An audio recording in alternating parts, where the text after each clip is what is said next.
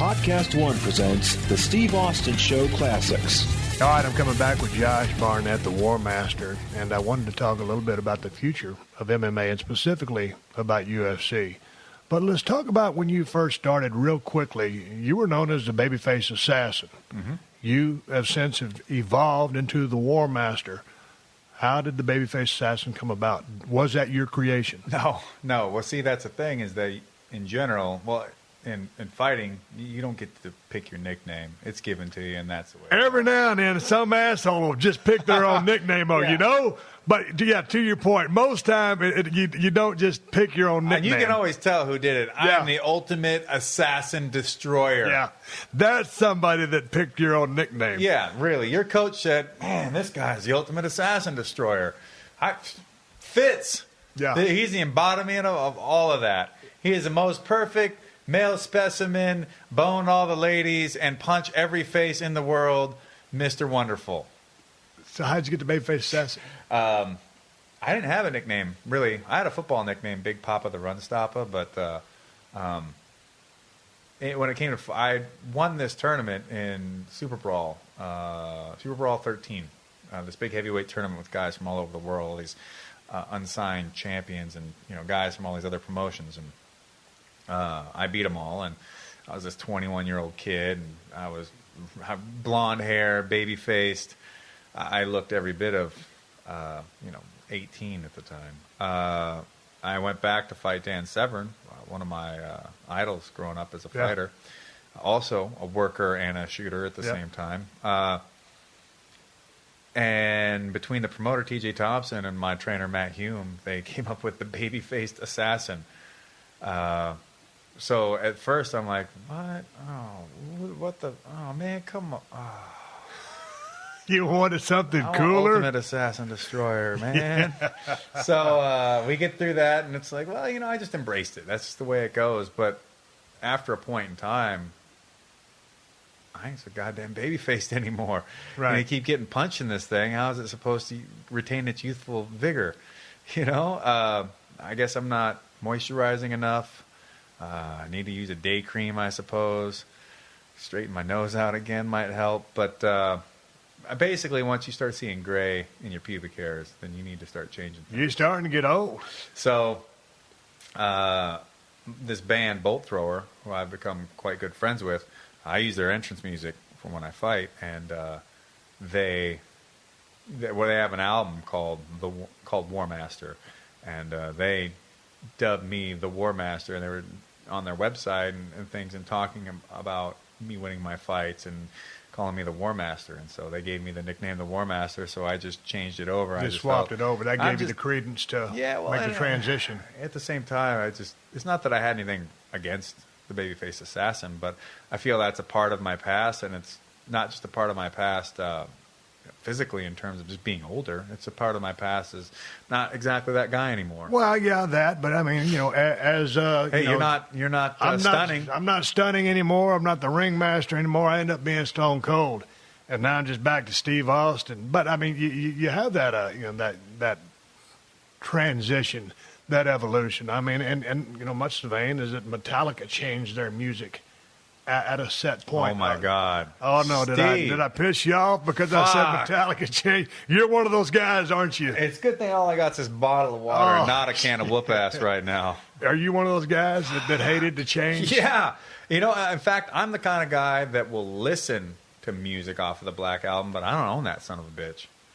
I don't. I have my. Did it anger you that much? Did it anger you that much? It didn't anger me that much. I was just like, I don't want anything to. I'm not into You didn't this. like that change? No, I did not. I felt it was a terrible direction to go in. However, I will say this much: I'm not just going to hate on Metallica for what I felt was shitty music at the time. Right. That was theirs to make, and for them, they have their reasons and whatever it was. I'm sure there was points in their life that helped made that. You know what? I don't like that music, but I still love Metallica.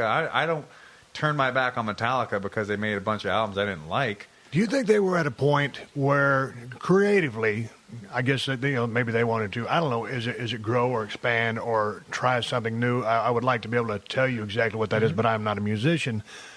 Or do you think it was stepping into a different direction and seemingly working smarter rather than harder? Because, I mean, how hard and how long can you play that shit? Yeah, I mean, some of it could have been working smarter. I mean, they were still playing fast music, but it had a structure that was more radio friendly. It made more sense based on the Black Album was the progression, well, you know. But maybe not as physically demanding from my standpoint. Hard to say. I mean, yes, no. Fuel is a pretty fast song. Yeah, but I mean, not a whole album's worth. Well, they still would have to go to concert, and still they'd have to play. Yeah, indeed. You know, they'd still play. Well, I think, as far as I know, Metallica ends every concert with Am I Evil? So that's 7 minutes of pure hell. Yeah. Well, I mean, it's just basic power chords. It's not the hardest thing in the world to play. Right.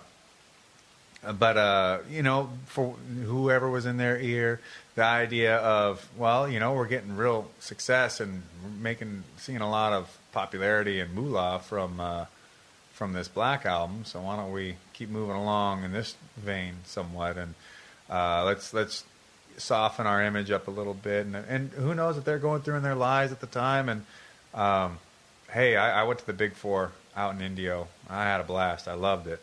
I was enjoying seeing Metallica play live immensely, and you know, seeing them do Creeping Death and Sanitarium. It's just, man, it's amazing. But when it comes to Metallica, right, I own And Justice for All and Before, and that's it. You a big Slayer fan? A big Slayer fan. What do you think about Jeff Hanneman dying? Man, that's a real bummer. I'm friends with Kerry King and I am Aisha too. King.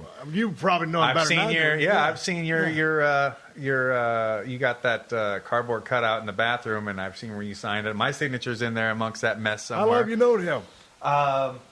Few years. Yeah. Few years. I met him around, and we had a bunch of mutual friends, and just got to know him, and met Aisha and became close. Me and Aisha are fans of not only art and literature and all that. We're also fans of architecture and design in terms of modern furniture design and architecture. Yeah. So we go on and on and on. In fact, that first time I went to their house, I walked in and I looked at their big they had that big black couch with the buffalo hide on it, and I looked and I go, "It's Roche Bobois, isn't it?" And she just looked at me and she was stunned, and she's like, "I love you. You're my favorite person ever." Yeah. And so, anyways, with Jeff, I hung out with him a few times, and it's just I don't think anybody really saw it necessarily going that direction. But you know, Jeff had a hard time, and obviously because Gary Holt from Exodus was going on tour to play for him in his place. So I don't believe it was a choice personally made. I think it was just a necessity to keep things going. I reached out to Kerry King the other day. I sent him a text, you know, checking in with him. I hadn't talked to him in a while. It's not like we call each other all the time. I met the guy a couple times. See about being on the show. And he texted me back there in Rome. Yeah. And coming back on July 2nd. And so, you know, the show doesn't stop. Show never ends. The show must go on. No, So- and you know, I love how people want to rail on Kerry King so fucking hard. Is he They taking want some to heat? bury him. Why? Well, I mean, you can Google it. Plenty of stuff. They blame him for all kinds of things, and I don't necessarily want to get into all the personal Gotcha. politics of all of Slayer or anything. But I tell you what, Kerry King loves Slayer. Kerry King is passionate about Slayer, and he is, from all I've ever known about the man, he wants to play music. He wants to keep Slayer going. He wants to continue to make albums and to have the band. And he played me the new stuff that they're working on. I've stayed the night at his house plenty of times, and we just talk music every now and again. Yeah. And watching Kerry talk music is watching somebody talk about something that they really absolutely love. Right. And hearing all the old stories about Slayer, where they come from, how he made all the spikes and everything for all their leather crap, all the stuff that they're wearing, like couldn't go out and buy that.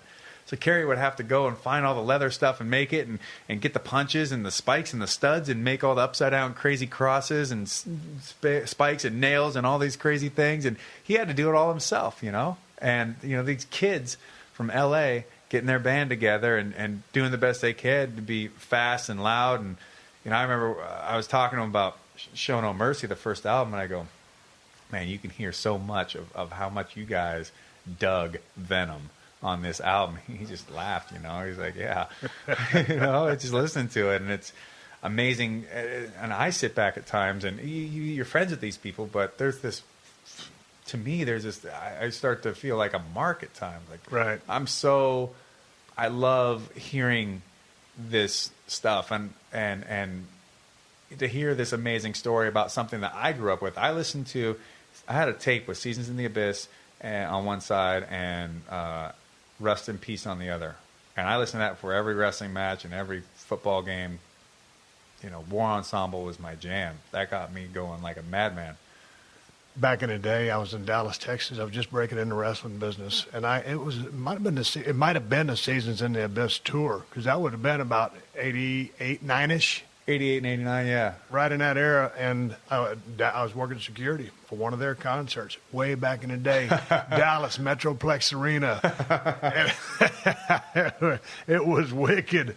It was a hell of a time. I never thought things would end up like it did, and for them to have such a hellacious run and spend so much time on the road and create the following that they have, and to be in the Big Four. With those other three bands, but when you're pretty active as far as going to concerts and stuff like that. Now, I know who you are, but you just seemingly to me, I can blend into a crowd somewhat, and if somebody knows who I am, they do. You could kind of blend into a crowd. I mean, you're a big drink of water. What are you, 6'4", 260? 6'3", 256. Does motherfuckers ever fuck with you in a mosh pit or start getting sideways with you? I did have one guy act like a dick to me at an Anthrax show. Now, how do you handle that with a guy with your background, a guy with your knowledge and skills? What happens? Well, I'm standing there with a girl, and she trains jiu-jitsu too, and we're standing at this Anthrax show, and people keep trying to get by where we're at, and I'm just thinking, man, the fucking girl here, like, just be respectful. And so it gets to the point I'm like, I'm sick of this shit. So I stand and I put my elbows out. I'm standing there and she's in front of me, and I make sure that if you try to go cut through where they were going, they have to go around. Just be polite. And people bump into me a little bit. They got there. They try to push, and no, you ain't getting there. Sorry, ain't happening. And some guy keeps trying to push through. Can't get it. And finally goes around the other side. And he starts jaw-jacking at me. Hey, man, I said I was doing it. And I go, hey, man, you see there's a girl right here. I'm sitting here. You can just go some other direction.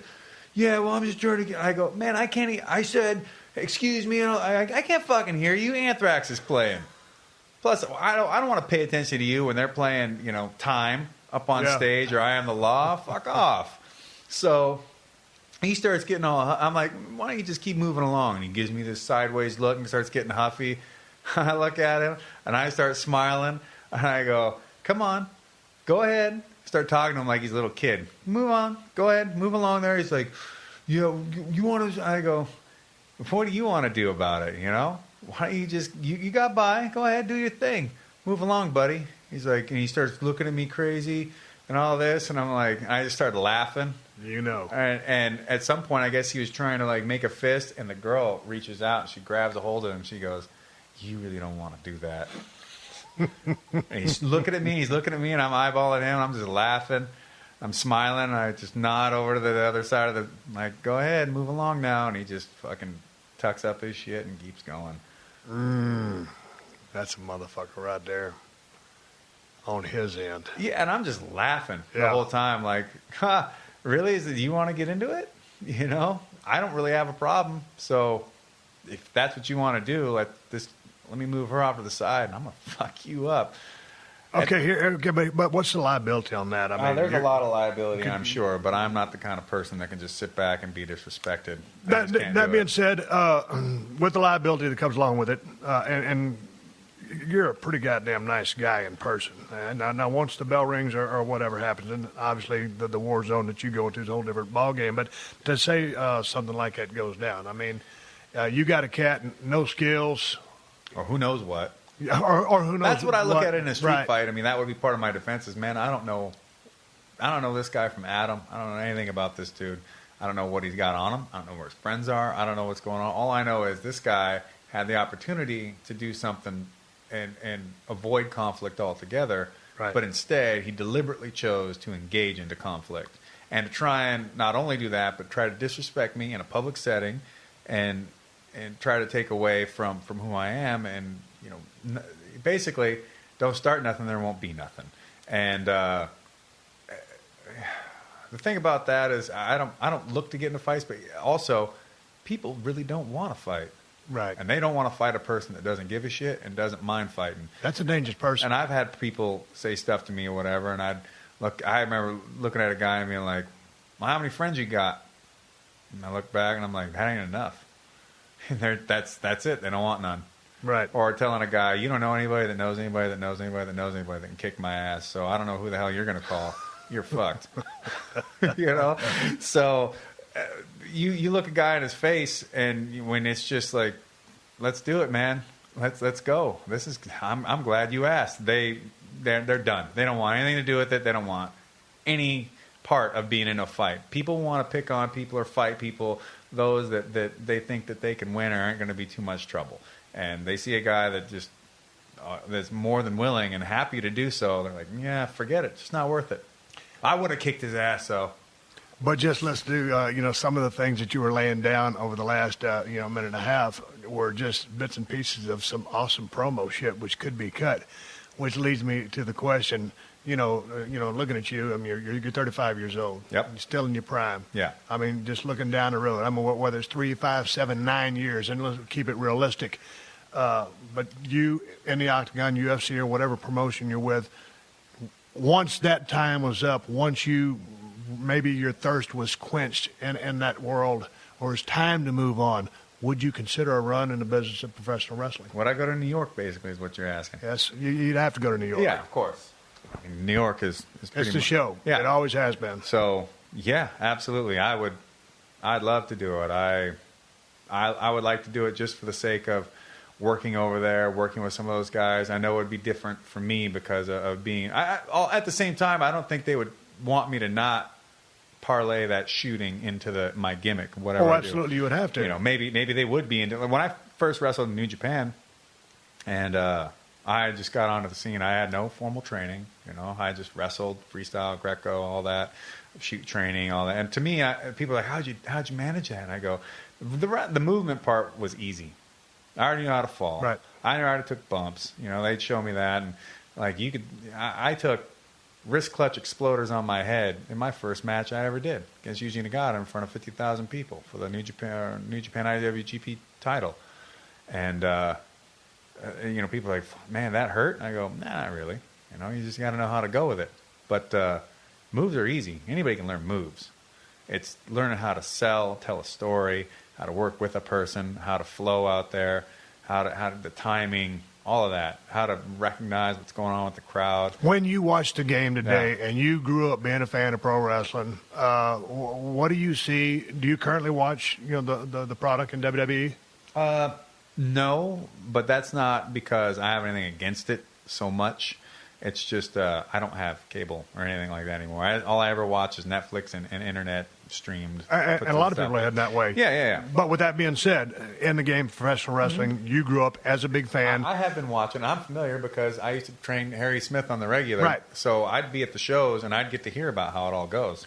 But with the product in the ring, and like when you were going to Japan and working your pro matches over there, basically, a lot of contact, not too much separation. You guys are working very snug. It's not like you have to call in high spots, running, ricocheting off the ropes. Right. Could you feel like that would be an easy transition for you to incorporate that part into what you could do from a work standpoint, because that would be the only thing that you haven't done. I could make it happen. I could make it work. And even guys, when I'm doing my shoot stuff, I teach people how to take it safe. I tell them, hey, you do this, we're all good. It's just like, but it's also the same way of, and in terms of running ropes, when I first went to New Japan, I deliberately did not run ropes, never ran ropes, because I was a shooter gimmick, a shoot wrestler guy. So I'm like, you try to throw me in the ropes, I hook them every time. Right. You whip me, I reverse it. You're not throwing me ever. And I used to have a great one. You corner me. Yeah. You corner me. You hit me in the turnbuckle. Boom, work me over. Blah blah blah. You try to whip me out of the. You go to whip me. I'd reverse right into a flying armbar on a guy. Right. And Nakamura uses that shit now. I gave it to him. I said, go ahead, use it. Yeah. But he was nice enough to ask, I or you told just him he bestowed could it have upon I him. said, Gotcha. go ahead. Yeah, because so many times someone will steal a gimmick and it's like, hey. Now, to a point, only a few select people really invented anything in pro wrestling. It's all been borrowed or stolen. That's true. But at least someone had, you had the forethought or foresight to say, go ahead. Yeah, you can have this one. Or I told him, do it and transition into a triangle instead, so it's a little different. Right. But nobody was taking my finisher. I know that. I created my own finisher. What was your finish? I'm a big fan of Akira Maeda as a worker. He was a New Japan guy, a shooter, all this stuff, and he was known Nanatsu suplex, 7 suplexes, man. He'd bridge and just chuck people all these different ways. So I had my own 7 suplexes, and one of them was he was famous for the captured suplex. So underhook the leg, wrap around the head, lock your hands. So it's like you're standing with a kind of a cradle on a guy, and then you suplex him straight over the top. You can turn with it, where then it kind of looks more like a power slam. But I like it if you hit it right and you bridge hard. Their head will tuck, and they'll go over, and it looks more like a full arc suplex. Looks instead. phenomenal, but it's safe. So I did a variation. So in Japan, in the 90s, with the women, All Japan women, and the Super Junior, man, they're doing all these head drops like nobody's business. And All Japan Pro Wrestling with Dr. Death, and hell, if I ever go to New York, I'll have to work with Johnny Ace, and all these guys, dumping, and Gary Albright. Boy, I loved watching him work. They're burying people on their noggins. So I came up with captured Buster, a straight down version. So I'd hook a guy up in the same way, hook them all the way straight up vertical, and then sit out and drop them straight on their head. And there's some good shots of me, legs splayed out, and I've got them hooked up. I got a hold of their head, and I got a hold of their leg, dropping them midair, from about 6 feet up. Looked pretty good. You're listening to another classic episode of The Steve Austin Show, only on PodcastOne.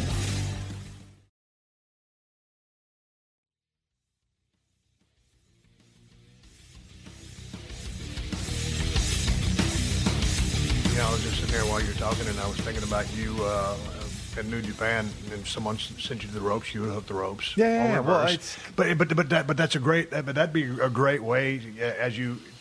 We're talking 3, 5, 7, 9. We're talking down the road. Yeah. But if you were to go to New York, but you start off doing what you're saying, never hit the ropes, and then 6, 9, 12 months in, then you keep hooking, you keep reversing, but then all of a sudden you start incorporating 1 and 2 stage spots in just to take it to another level. But it's just the transition, and of course you're working the brain the whole time. It's a planned process, but that would be phenomenal. I wouldn't even think about it. I wouldn't climb the turnbuckles. Yeah. In fact, before when you do though, it's God a big damn, deal. this motherfucker's going crazy now.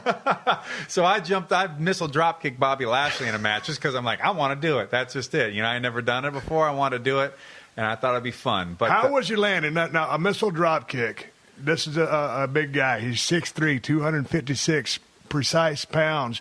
Go to the top of the turnbuckle, jump off with a drop kick, and then you're going to fall on the canvas. Yeah. So I'm explaining that to my people who don't know what a missile drop kick is. It's just basically a drop kick off the top turnbuckle. How'd that feel hitting that canvas? Not so bad, but it did mess. It lifted all the boards up underneath and rolled them up on top of each other, right in the center of the ring. And yet we still had more stuff to get in there.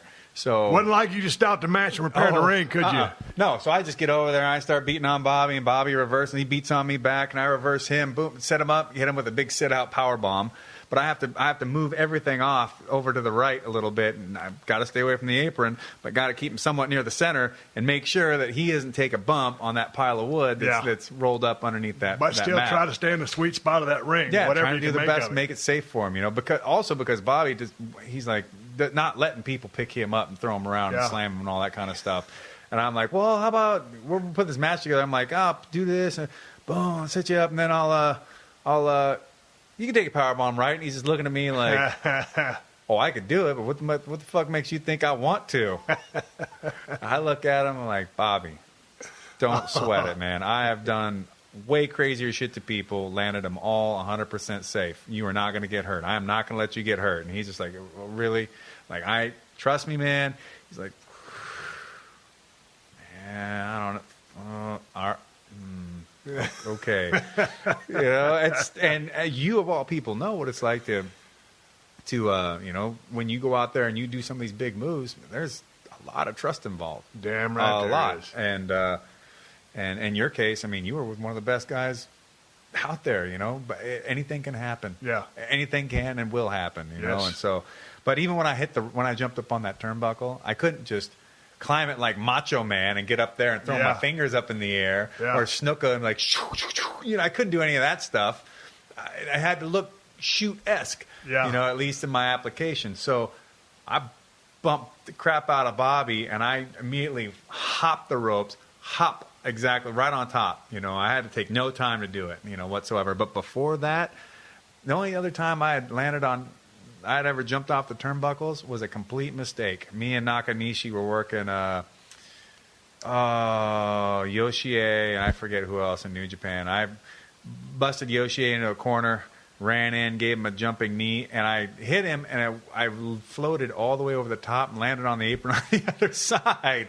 And so now I'm there, and he's selling in the corner, and I'm like, I don't even know what the fuck to do at this point. So I'm looking at him, and his back's to me now, and so I'm thinking, well, I could give him a calf branding, like Terry Funk, but I ain't never done that, and I don't know, I don't really trust myself, stick my knee on the back of this guy's neck and do this. So I'm like, fuck it. So I jumped up on top of the top ropes, jumped off, spun around, and gave him a chop on top of the head.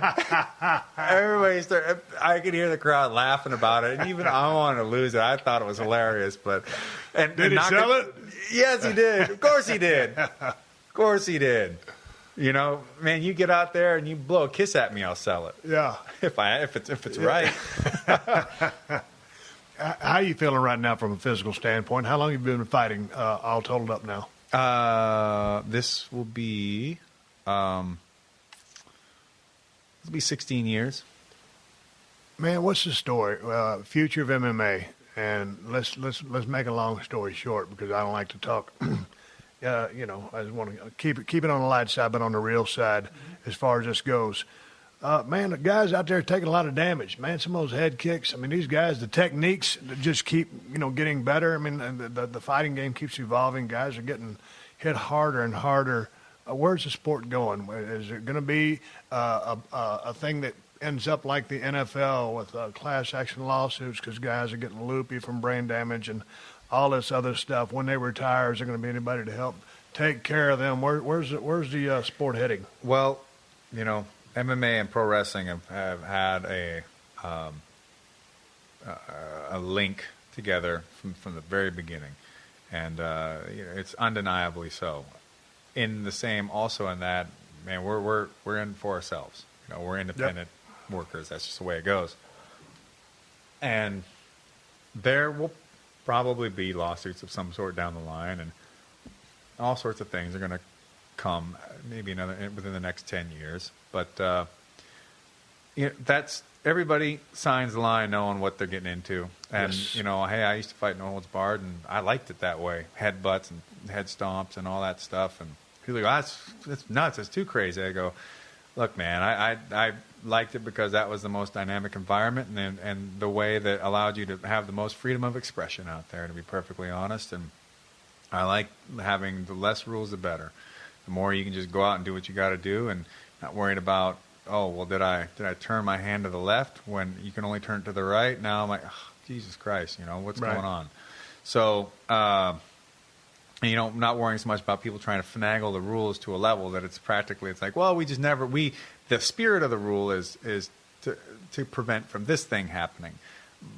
But we never broke down every single instance and what could happen with this. And so someone figures out a way to, I'm just going to, you didn't write that you couldn't do this. And they just, okay, you're an asshole. You're just. Yeah, but just long-term effects in general. Well, long-term effects, people are going to be beat to hell. That's just the way it goes. We're punching and kicking each other, not only in the ring, but we're in practice all the time. And honestly, the people's athletic windows are short anyways. The fact that I got a 16-year career has something to do with genetics, I imagine, training. But my training in terms of having the skills out there and being a very skilled fighter and having a vast and varied skill set, that is why I'm still around and why I'm still a top 10 fighter and still beating the hell out of people, because I'm not trying to just out-athlete everybody. I can look at a guy and break him down and see what he's doing and take him apart piece by piece in whatever discipline is necessary. A lot of these kids nowadays, they're just really good athletes.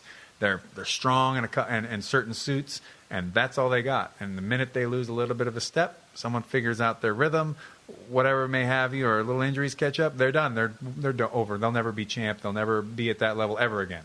It's like they try dropping weight classes and whatever, and then eventually they just have to throw it all in because at the end of the day, they just actually don't even have the skills, the deep toolbox that some other fighters may. My take on anything is, man, you know what you're getting into. You got to be smart enough to accept what you're getting into. I have a tremendous amount of respect for the NFL because I'm a huge football fan. But surely, even though we didn't know as much about concussions back in the day, when you get your bell rung, and it's not a good thing. And so there's been a lot of science, since then to now. And you got a lot better diagnosis and prognosis and everything else that goes with it. But going back to my line of work, in the business of pro wrestling, I knew that I wasn't going to feel the same once I got out of it. Of course. And it don't. It changes. It changes you mentally and physically. But I guess, I asked you your point of view because I wanted to hear it. But my point of view on anything is you always get, whatever you do, it's going to catch up to you. Yes. And so I think people... life catches up to people. Life catches up to people. I mean, it goes from the same token of a heavy drinking, heavy drugs. That shit will catch up to you. You sit in a chair every day at this job, and it's the wrong kind of chair, whatever. Eventually, your back sucks and whatever. And, man, I'd rather have my back suck because I'd German suplexed, 10,000 people than because I sat in a chair all day long. That's a shitty way to go. I wouldn't be happy with that. And it's just like, well, whatever we do, we expect that we could die from this. I could get punched and I could have an aneurysm or something, and that's it, man. I could get in the ring, go work a match, get a reverse pile driver, and that could be the end of it. Oh, you want to go back, and man, I mean, I want you to come back on the show because I can talk to you forever. But I want to ask you a few more things. Going into a match, and your record, if we're going to talk records, is what, 38-6 or 30? I think sanctioned bouts are 35-6 or 38-6 or something like that. All unsanctioned combined, it's over 50-6. Okay, but I mean something like that. Pretty much, you win damn near every fight you're in. Yeah. And anybody can lose. We know that. But you're you're ready to go in there and do or die, accept whatever happens. Man, when I've seen you win your fights and you do the thing across your throat. I mean, it's pure emotion and, to me, dominance and hatred. I mean, it's the climax. The climax happens, but then you're feeling it and you're living it right then. What happens when you're to you inside when you're on the reverse of that, the loss? It never leaves. Never, ever leaves. Never goes away. I can think about the fights I've won where I could have done this or that or whatever. If I feel like there's something I missed out on, doesn't leave. I don't forget it. And being on the other side of that is a shitty, shitty feeling, man. It's one of the worst in the world, to be honest, because there's nothing you can do about it. It's over. That time limit has expired, and that's all you got. And you just don't want it to end. You just want to keep going and see it all the way. But, it ain't going to happen that time. And it's low. And there has to be a system that a person has to work through that. It's really important. And if you're being completely subjective and you remove all emotion from it, honestly, you got in the ring, there is a lot to be taken from that. And there is substantial opportunity within everything that happened before the fight, in the fight, after the fight, that you could take to make yourself a better fighter, bar none. And if you can get yourself to that point, if you can throw away all the emotional aspect of it or what you lost here and that, and if you throw all the extraneous bullshit aside, you have, say, 15 minutes worth to go through and make yourself greater than you were before you got in that cage. That's the most important part about it. Winning, losing, whatever. If you're not doing something to be better the day you wake up and the day you went to bed than the day before, then I don't know what you're doing, man. You're just lollygag. You're sitting around. You're dying a slow death.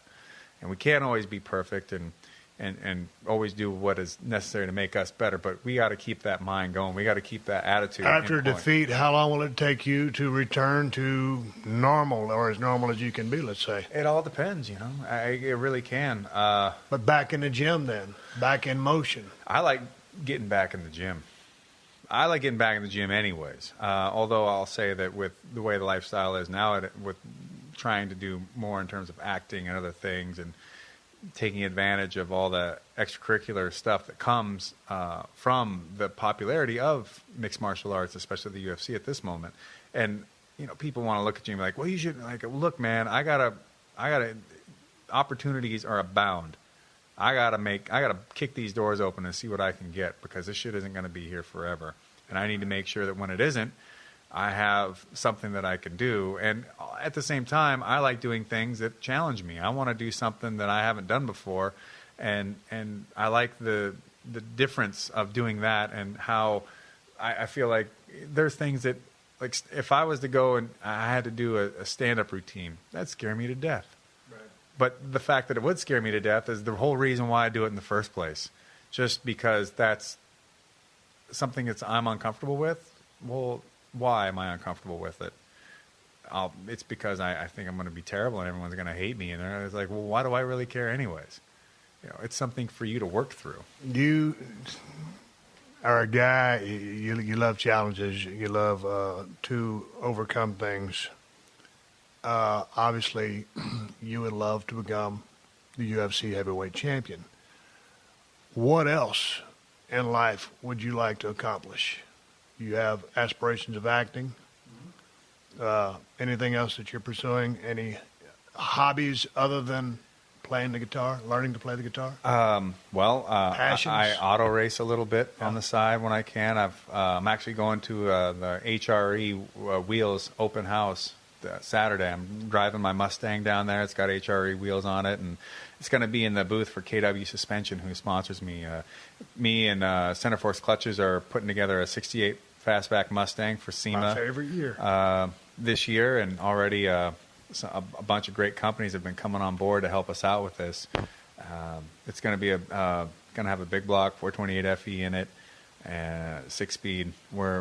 It's coming along, and it's going to be a fantastic project. And we have magazines that are already committed to shoot the thing and follow the whole build up, and it's going to be fantastic. It's going to be great, and driving it's going to be even better, you know, because I'm not into having cars and just letting them sit around. I want to thrash them. I want to go as hard as I can with it, and you know, I've got an SCCA novice road racing license.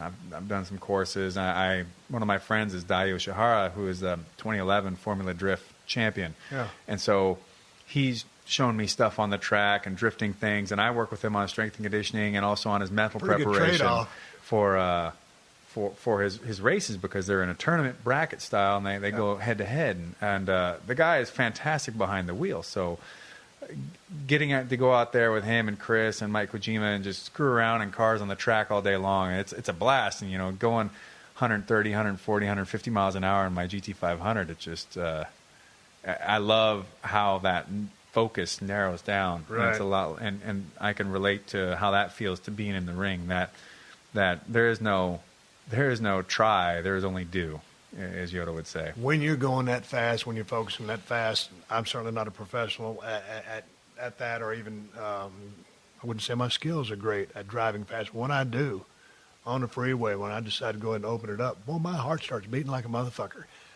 When you're out there doing your race thing, I mean, is the adrenaline charging hard? Is your heart pumping? Or are you now, because you've been doing it for a while, like you said, you have your SCCA license thing, with the skill set that you possess now, is everything in slow motion or normal motion? It depends on how often I'm on the track. Like if I just got into my car right now and just started hitting laps, heart start racing. Yeah, I mean, there'd be some adrenaline there. Yeah. But the more you get behind the wheel, the more you're just. I remember I did a for my SCCA course, we had to do a 40-minute race, door to door, with a bunch of other cars. And I remember at first, and this was all in the rain too, feeling that adrenaline, hitting you. But eventually, you just start relaxing. Your eyes are up, your ears are open. You're checking all your gauges. You're checking your mirrors. You're checking, who's around you, and splitting the windshield. And you're just focused on, being at the right speed, entry and exit speeds, hitting your apexes, and being in the right gear, and just hitting consistent laps over and over and over again, getting faster and faster and faster. And obviously, the more intense, the higher the level of racing. Right. I mean, if you stuck me in a World Challenge car, oh my God, yeah, I'd be really sweating. But it gets to a point, you just get in the car and you go, all right, I'm going to go out, I'm going to race, I'm going to do this. I did the Baja 1000 last year, and I have absolutely no off-road experience whatsoever. You drove it? Yeah. Those cars, the buggies that we were in, handle nothing like a road race car. How physically challenging was that? It was monstrously challenging. I didn't know anything about kidney belts either. So, man, I felt like I was in a 35-round heavyweight boxing match and I lost. Dude, when you're in a 1,000-mile race, you don't pull over and take a piss, do you? You got a catheter and you just, right. You roll it, you run it down your leg, tape it to your shoe, and you just piss on the floorboard and it goes out. That's it. But I was terrible at it. But so all it made me, and I'll admit, I'm not even the biggest fan of, I'd rather be on asphalt hauling ass than I would be off road. But the challenge of it, because I did poorly and I wasn't good at it, I didn't like that. It didn't sit well with me. All it made me want to do was go do it again. Are you a NASCAR fan at all? I don't really dig it a whole lot, but I do respect the drivers, the cars, the engineering. Oh man, it's grueling what those guys go through. 180 miles an hour for 500 miles. That's insane. You've been living here. Yeah. You've been living here in L.A. for now what? Going on 10 years? No, not quite that long. But 8. I've been down here quite a bit. Yeah. How's L.A. life for you? I love L.A. I really do. What do you love about it? I like the diversity of it. How you can find so much of different things in this whole area. I grew up in Seattle, and that's a fantastic city. Absolutely wonderful. And it's got everything from anywhere in the world just about you can get. It's a port city, just like Los Angeles is. But there's something about L.A. I love it when I hear people just hate the shit out of it because of the fake and the pretentiousness and all that. And I go, oh yeah, there's a lot of that. I mean, you can cut right through that bullshit real quick. You really can.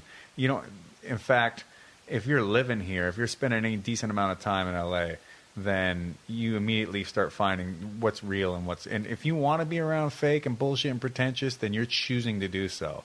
But that being said, I mean, when you come to L.A., at first you just come to L.A., but then all of a sudden your bullshit sniffer really increases, or you're a dumb motherfucker. Yeah. Okay? I mean, you're able to pick this shit apart. But well, hey man, you're a worker. You had to know that shit from a mile away. Yeah. Before you even landed, you started hitting the fumes were hitting your nostrils, and you're like, man, I'm not getting duped today. That fake and pretentious stuff, it goes with the territory. It's going to exist at some level in any place you go. Mm-hmm. But certainly in the world of entertainment here, the vanity and all the horse shit, tons of it.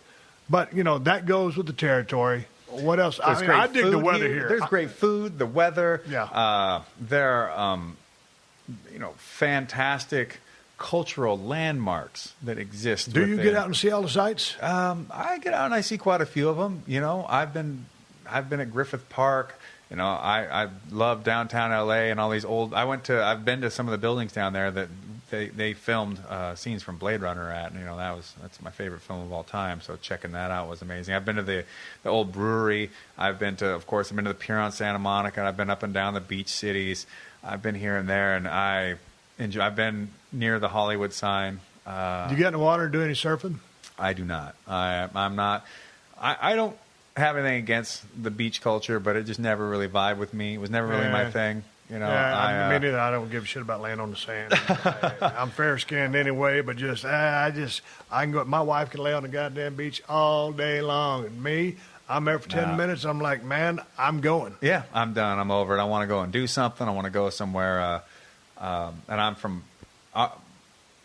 the beach culture down here is radically different from, Seattle. Seattle is also it's a city on the ocean and on the water, but we're up north and we're fishing. We're, grizzled sailors, and the water's colder. The environment is entirely different. The beaches are way different. You can surf out there, and in the summertime we go out in the beaches and jump in the water, but it's not warm.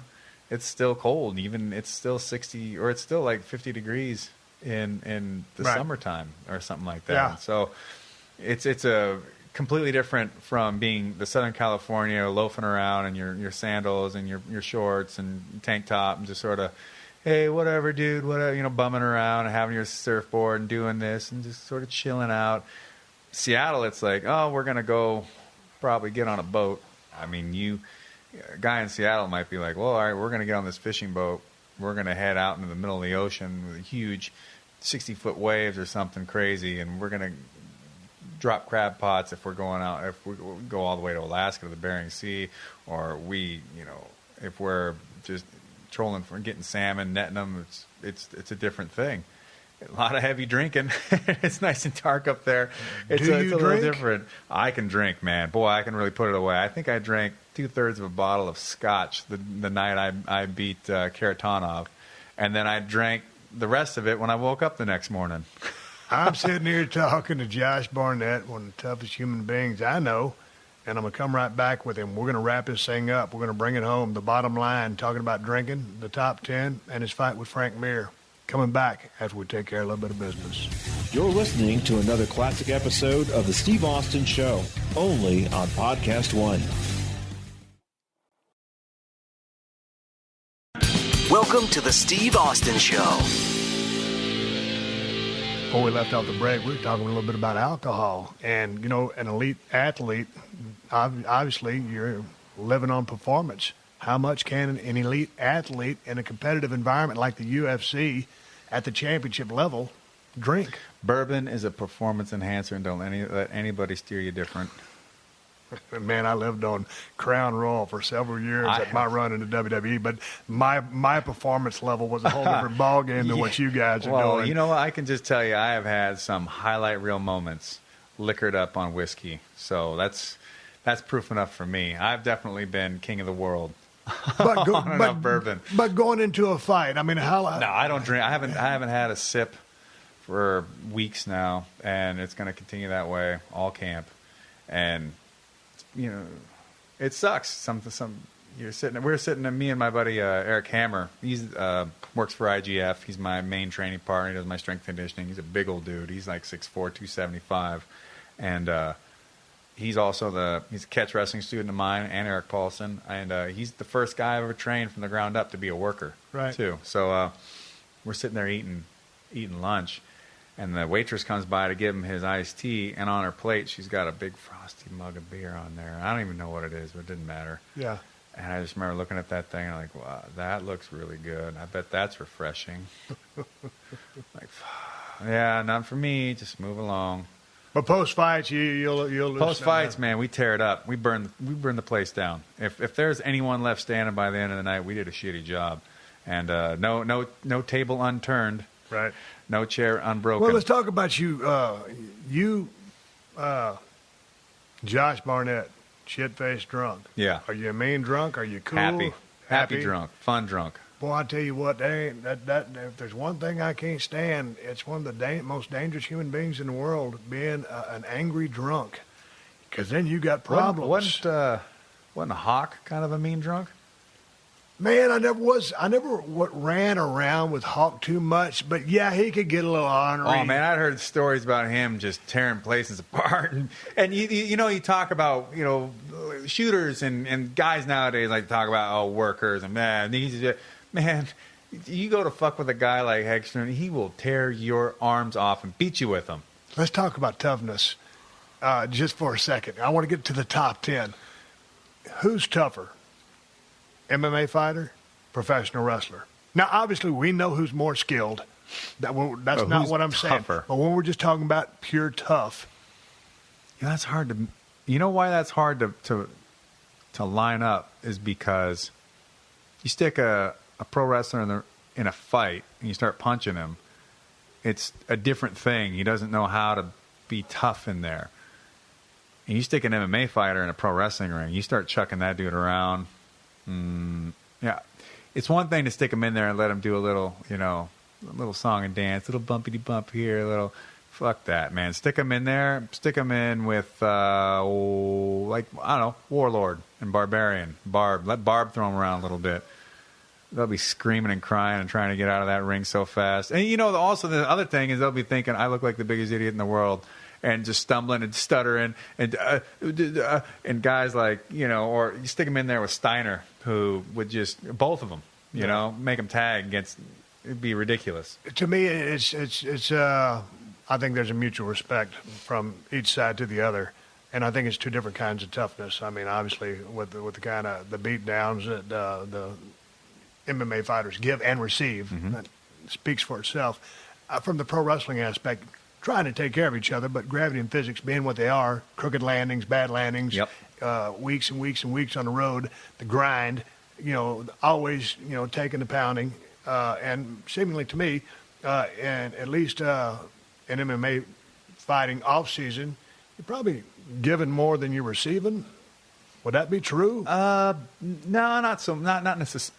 Excuse me. Not necessarily. It just in training's training, and but not going full force. Huh? Well, we do still. Honestly, I keep sharp, but it does scale down quite a bit, so it's not quite so bad. And then you start spending more time on just skill stuff and lifting and staying healthy. And although when I was younger, man, we used to just go and just fucking bang, bang, bang, bang, bang all the time. And we just get in there. And how tough are you? But now you got to train smarter. No, it's smarter, not harder. Yeah, smarter, not harder. And that's like everything is in life. So anyway, both walks of life, I think, require toughness is toughness. If you're tough, you're toughness, tough. but a different kind of human being. It takes a special human being to get in an octagon, and I think it takes a special human being to want to spend a lifetime on the road.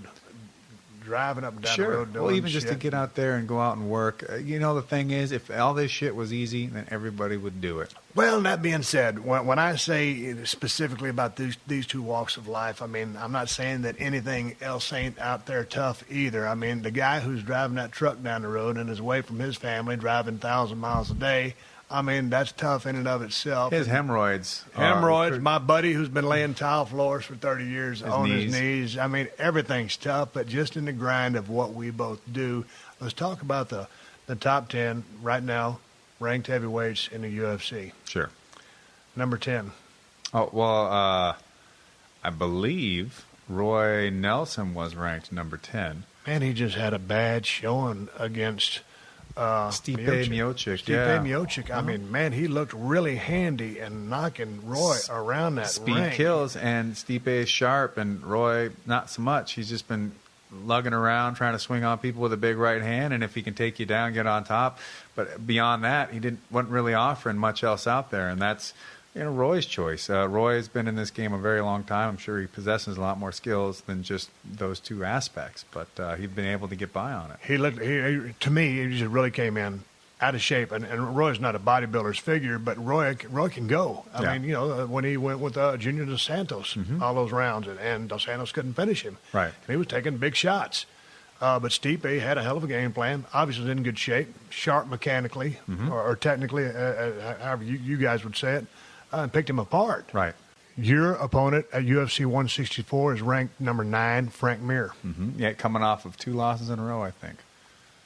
You feeling confident going in to Absolutely. 164? Yeah, I mean, hell, they've had that guy ranked over me for at times. So, rankings are whatever, man. I know. They let people go on about them, but at the same time, there's always at least a little bit part of you. If you're a competitive guy, you want to go ahead and show who's what.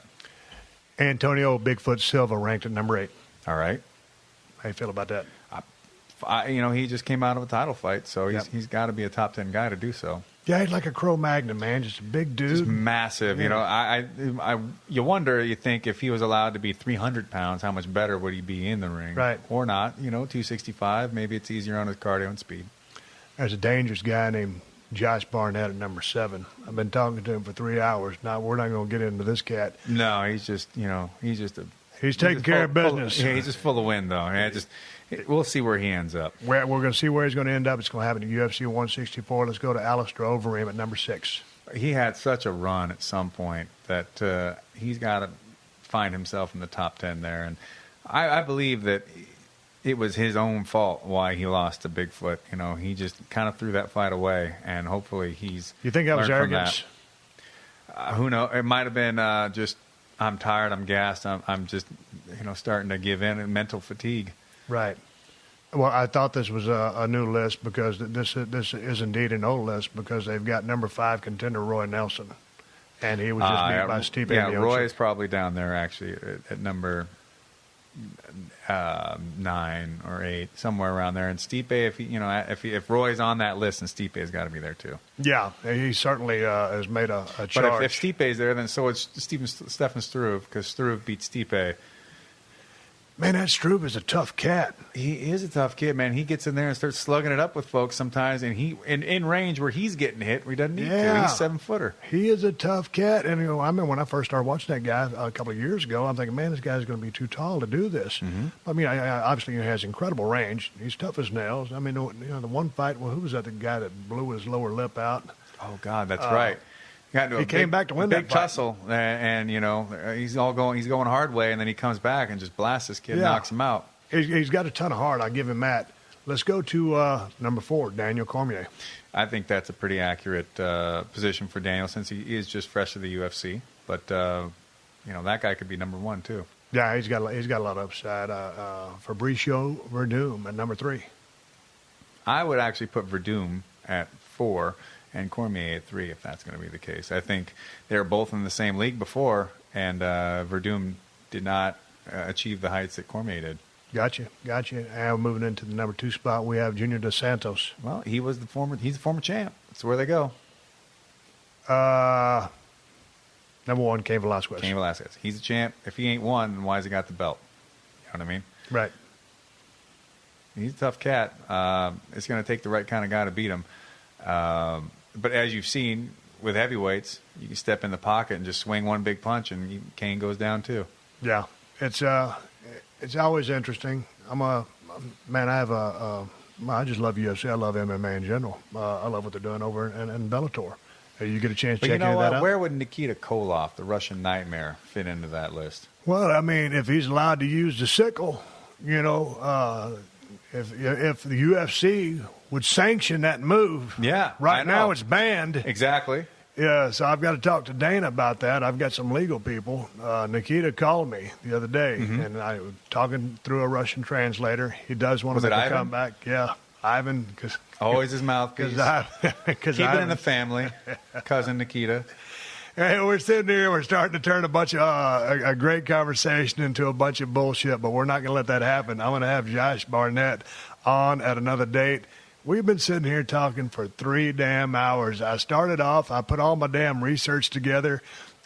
Things happened. I had to take Hershey to the vet, and I got tangled up. What about all I talked to you on the phone for like an hour, and then before we even got onto this, we talked for about an hour. Yeah, we were just shooting the shit. And we're just like we're shooting the shit today, but now I'm trying to make points and weave conversations, and then all of a sudden I start talking to you and think, man, this motherfucker's like a rocket scientist. He knows a little bit about everything. So, man, we started off talking about this. We went to religion. We went over here. We started talking about playground shenanigans that, gave you a competitive edge and a chip on your shoulder. And now talking about the UFC. And I know that you would love to sit around at another date and talk more about pro wrestling things in general. I think the history of working it's available and it's out there for people to look it up. But I really love showing that other side that I think folks don't quite understand. And because I'm a shooter, I think that when I talk about the toughness and altercations and things, or even the personal flare-ups between folks in the locker room, that it lends some credibility to some of these newer, younger guys. And I just want folks to understand that not only is this stuff important because of we're entertainers too as professional fighters. In fact, when I go into the ring, I list my style as professional wrestling. They always change it to catch wrestling, which is true too. Yeah. But it's like, no, I want you to put me down as a pro wrestler because that's what I am. I fight for the entertainment of the fans. So, I'd love to get that history, that all those cool little anecdotes about working, and we know a lot of the same people, and we've done some similar stuff in terms of being on the road, traveling, and just doing the whole deal, hitting town to town, and it's a pretty special thing. It is. It's kind of a small circle. Yeah. And it's the same in MMA, the same in pro wrestling. I've been talking to Josh Barnett. You can follow him, Josh L. Barnett on Twitter. He's got a big fight coming up, UFC 164, August 31st. Frank Mir. I wish you the best of luck. Looking forward to seeing you again. I appreciate you coming down to my house, driving through the traffic from downtown Los Angeles over here. Actually, I came all the way from Fullerton. Fullerton. Yeah, I left practice immediately, grabbed some food on the road, and just hit the sticks and got going. Man, I felt bad about you having to sit out in front of my house while I was doing my thing at the vet and leaving you hanging up. And I could hear that tone in your voice. At one point, it seemed like, it is what it is, but it wasn't like you was that happy about it. Thank you for your patience. I've known you for a long time, and it's not like we talk every day, but now we're going to start, and you got to come back on Steve Austin Show. Thanks for having me here, man. I look forward to it. Thank you for joining us for another classic episode of The Steve Austin Show. Please leave a rating and review on Apple Podcasts and tell your friends. For more Steve Austin Show, go to PodcastOne.com. That's PodcastOne.com.